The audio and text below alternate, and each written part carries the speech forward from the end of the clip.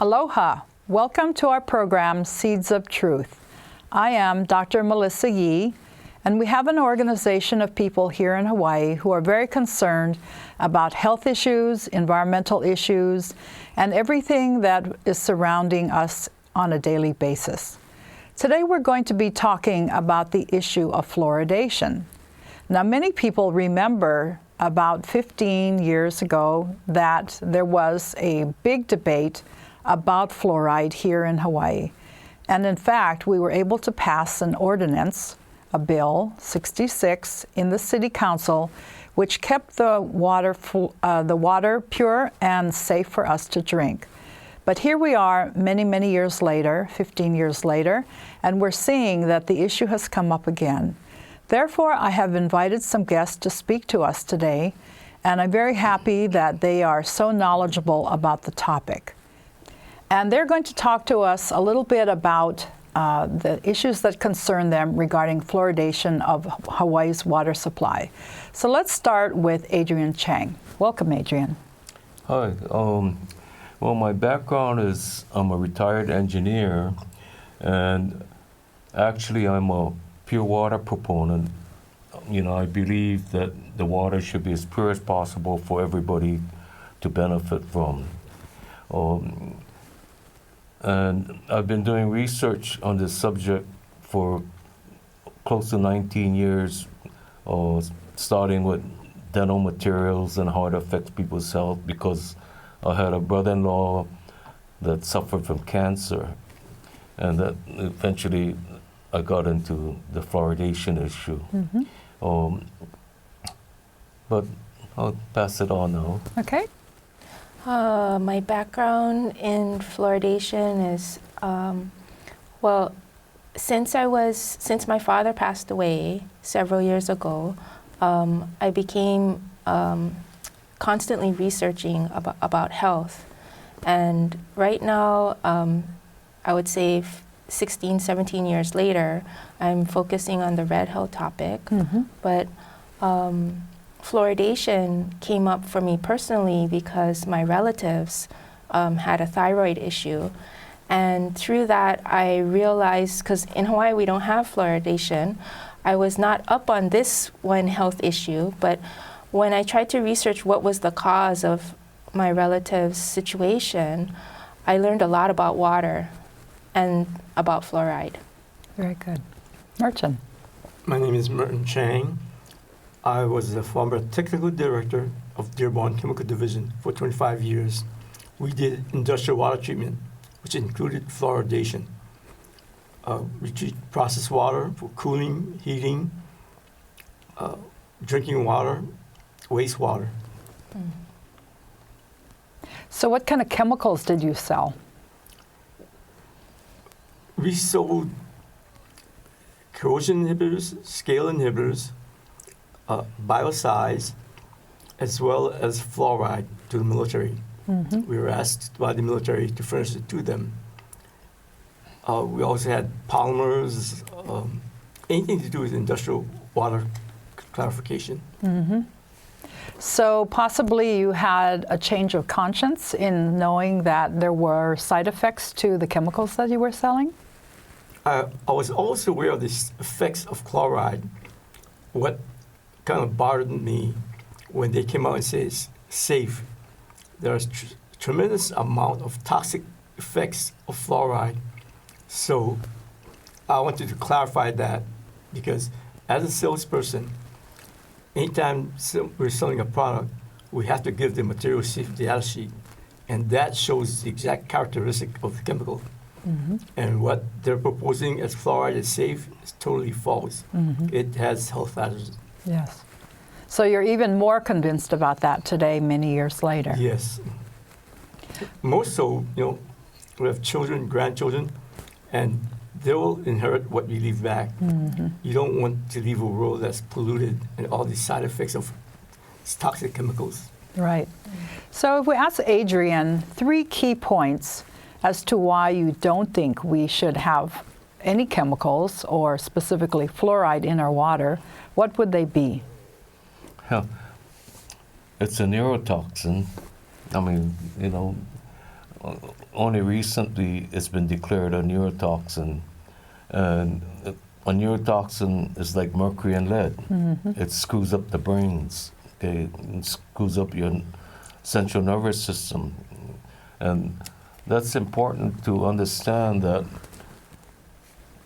when you get neurotoxin, it's a slow process, low exposure over a long period of time, and then you start getting all the bad health effects. You may still have pretty teeth if you don't get too much of the fluoride, but that's a big price to pay.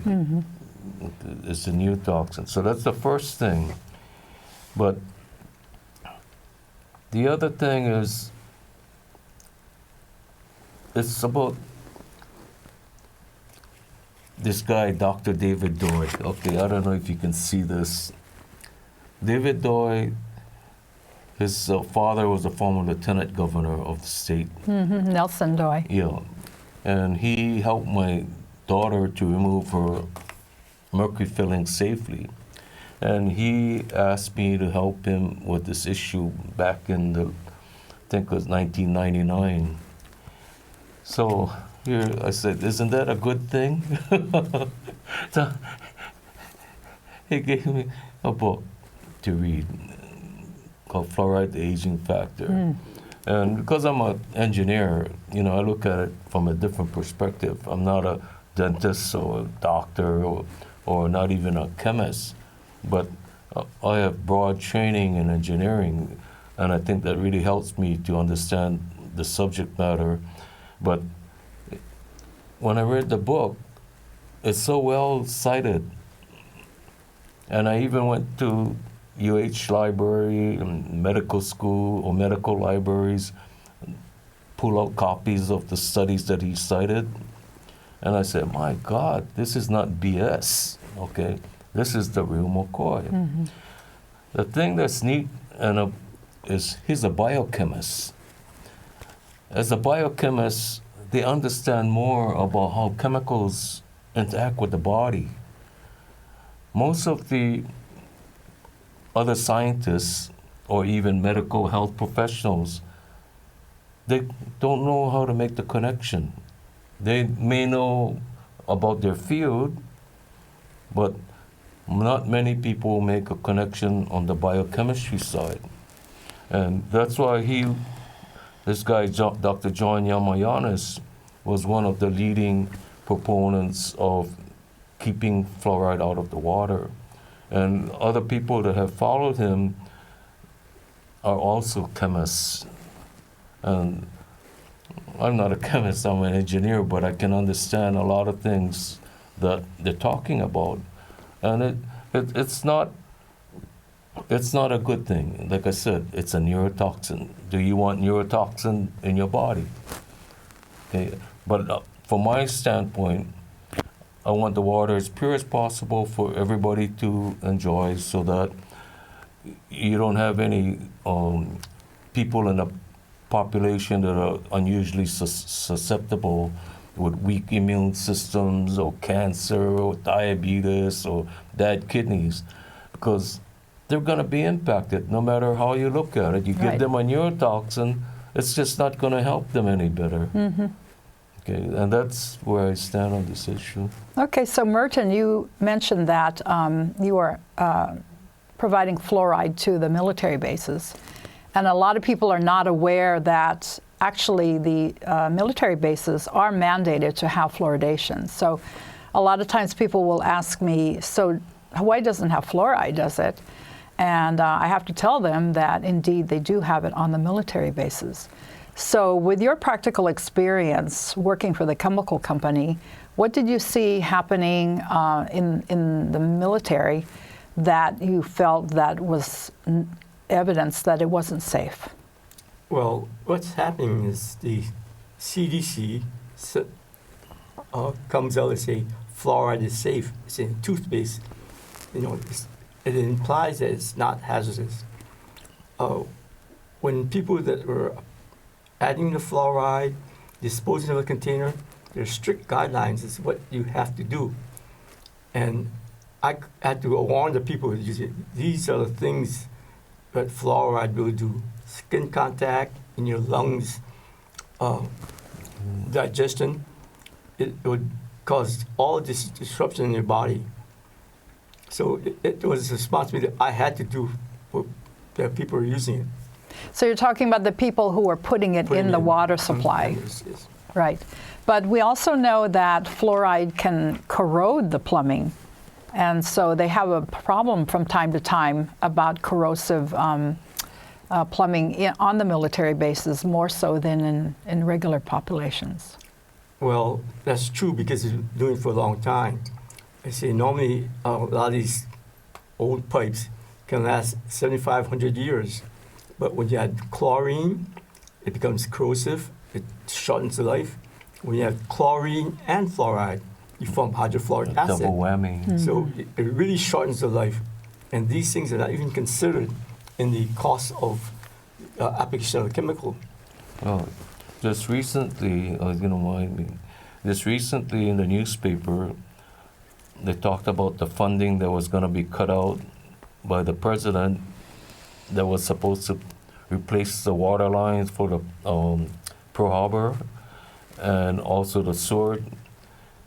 We're talking like just one water line, $70 plus million.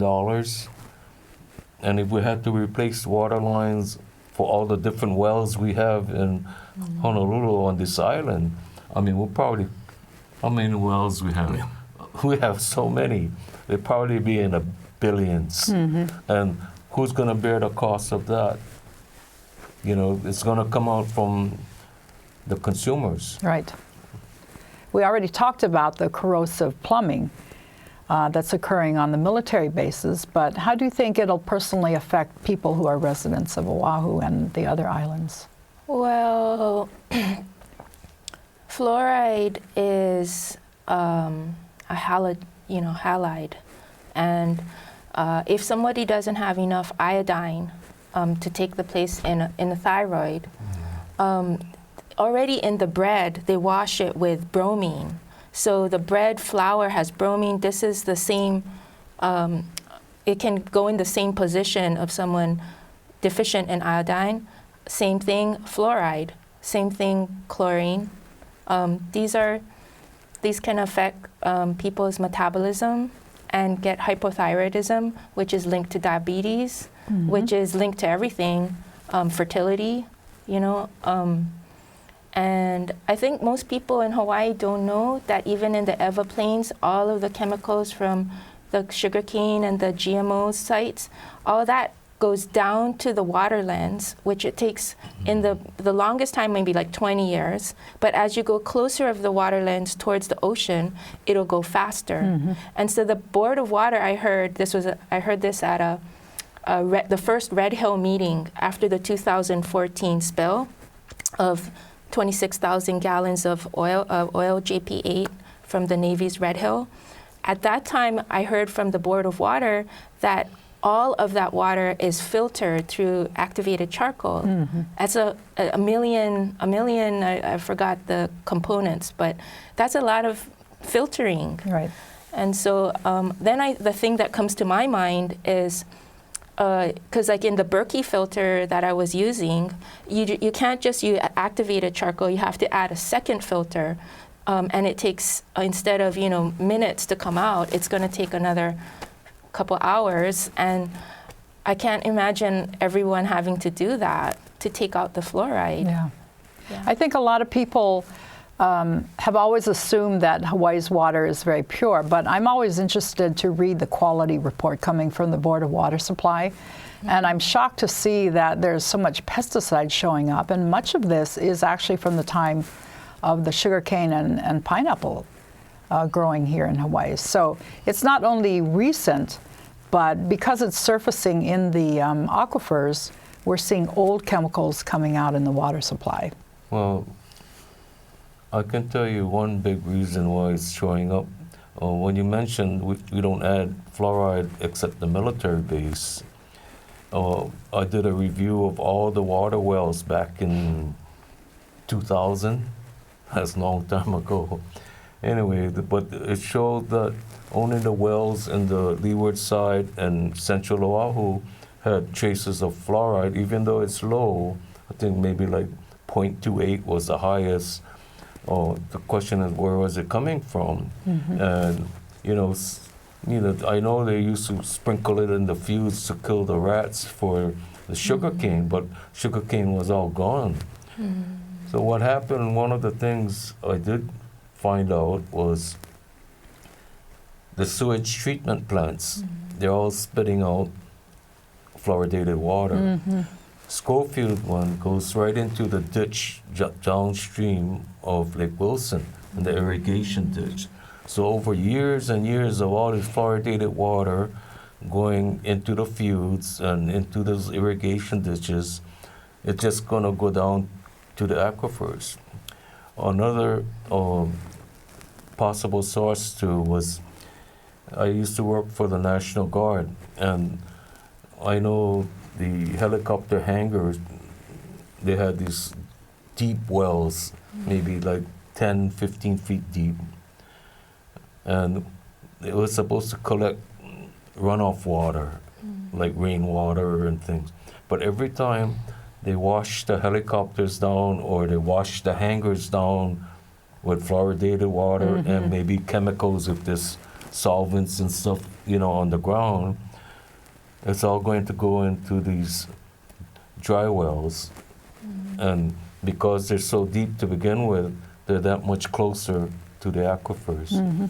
So that's my take on what I think is happening and where it's coming from, for why only those wells in those areas have traces of it. Merton, you've been following this issue for a long time as well.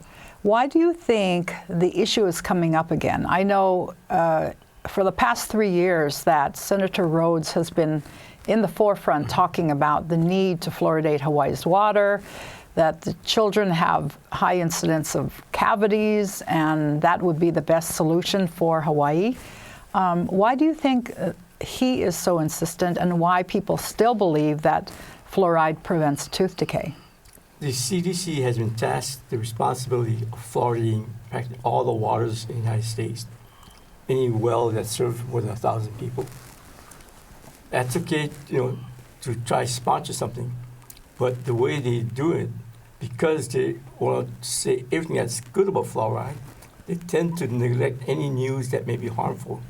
They say it's safe. You disregard all the other health reports saying there's a correlation between that and IQ, and this is where I'm concerned. They're not.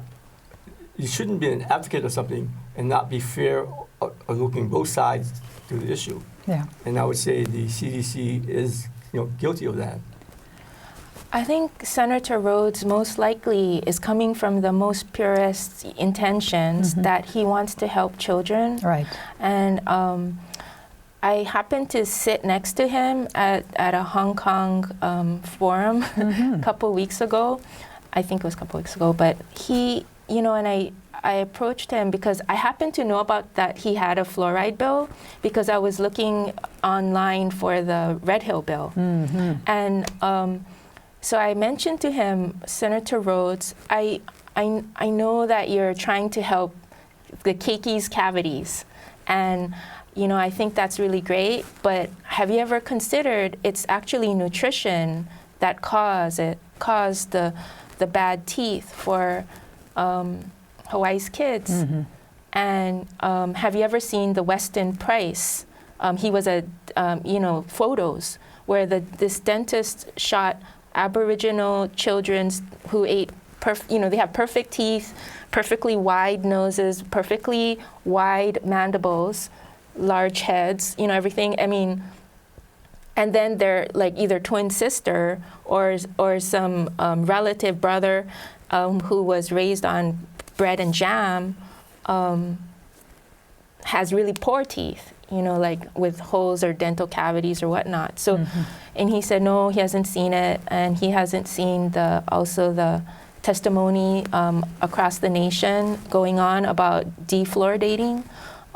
So, I think that's where there was like a little bit of misunderstanding that fluoride is actually a industrial byproduct of trying to make from the phosphate mines, like in Florida, and so. You know, it's a way of getting rid of heavy metals. It's getting, and that is you would think that they think like you're making this up, but Yeah. you know, that's where it's not even FL, it's fluoride. It's like the byproduct of industry. Do you think that he is doing this with any awareness of the process that we've gone through with the bill in the city council? So he said he's convinced that he said the science is there, we've got to do it. But I think he has not seen the Harvard study, which analyzes all of what China has done, which is 30 out of 32 studies showing that children's IQs go down. And it's illegal in China to fluoridate, even though they have other issues with chemicals. But those are Chinese studies. That back in 2000, that was a comment from the health director when we mentioned that there were only 2 studies about IQs, and said those are Chinese studies. They don't meet the gold standard. I was so irate at that meeting. I don't know if you were there. But in the big auditorium with almost a couple hundred people, I stood up and said, I resent that remark because I'm Chinese. Chinese are not stupid people, okay? You can refer them to the Harvard site. Well, I know the Harvard study covered a lot of Chinese studies, and the lead author was Chinese. Annie Choi, I think was her name. But the Chinese research, okay, they may not meet gold standard, but they're probably the most honest research because they're a socialized country and they don't get influenced by big money, pharmaceuticals, or even the government. And if a researcher fudges data and hurts people, at a minimum, he'll be in prison. That's right. They have a social credit rating. Right. That's going to have repercussions. If you kill people, you get executed. Probably. But many of our researchers in our so-called gold standard countries, there are no consequences. So, but what really was a knocker that came later, a couple of years after that Harvard study, was this NIH-sponsored study. Bashhash, I think was his name. And that was a very controlled study, gold standard, okay? That confirmed all the Chinese studies that showed it affected IQs. Yeah, that's actually a pretty recent study. That was 2017. Yeah. And Bashhash was his name. Bashhash. So the National Institute of Health sponsored it. Well, they provided the funding for it because I guess with all this controversial about Chinese studies, but it's not only China that did studies. I think there's 2 or 3 other foreign countries. India. Egypt, I think, and I don't know. There was a South American country thing, but they're concerned. I mean, when you talk about 5 to 10 points lower IQs, okay, you know how much economic impact that is for the teachers? Yeah. Okay. You're shifting that bell curve on IQs to the left, so where maybe you're 100 or 110 IQ, and now you're in the 90s, which is borderline special ed or even lower. And we're definitely dealing with that problem here in Hawaii. Yeah. And I did a survey of special ed kids way back in the early 2000s. I got a printout from the DOE, and I looked at all the special ed kids and all the elementary schools on this island, and I was surprised, okay, because I thought the kids from the lower income areas like Kalihi would have high special ed needs. The highest special ed, I think, was like 13% was Iroquois Point. Mm-hmm. The rest of the Honolulu was like 8 to 10, okay? Then you go to the mixed schools with military and locals, then it's maybe about 10, 11, 12. But the highest was Iroquois Point, mostly all military kids. Mm-hmm. So, this is, just crude research, okay? Right. But people have to look at the numbers. Yes. You can't close your eyes to these things. Right. So let's continue our discussion in part 2. Thank you all for being here. Oh, okay. And let's continue to explore this because it's a very important topic. It's affecting every single one of the people living here in Hawaii. Thank you.